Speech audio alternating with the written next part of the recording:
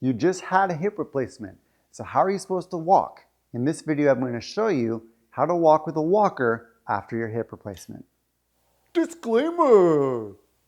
Let's just say I had a left hip replacement. In this video, I'm wearing red. There you go. It's my hip replacement. Okay, that's how we're going to know which leg I just had a hip replacement on.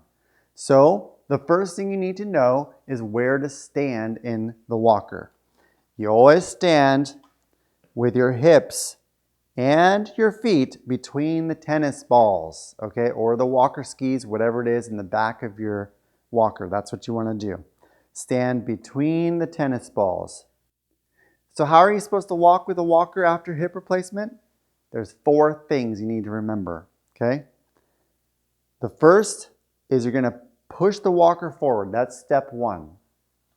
Step 2, you place your left foot, the surgical foot, right between those 2 tennis balls or the walker skis, whatever you have, the back of the walker, okay? Step 3, you push down with your arms.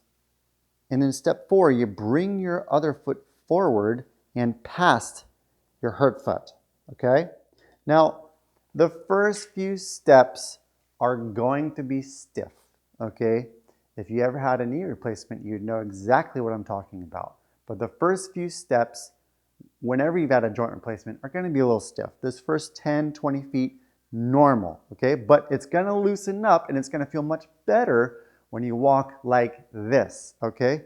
Now, this is critical early on. You can ease up in how you're walking after, say, 3-4 weeks. You'll feel just fine. You'll be walking like nothing, like easy goes it. But the first few weeks, you really need to start thinking about walking like this. So let me show you it all again. Walker, left foot, arms, right foot. Walker, left foot, arms, right foot.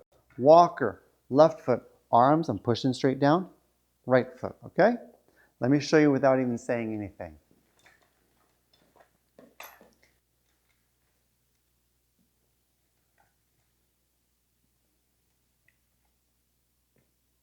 Okay? Make sure you're looking ahead. In this video, I'm kind of showing you how I'm watching down there, what I'm doing.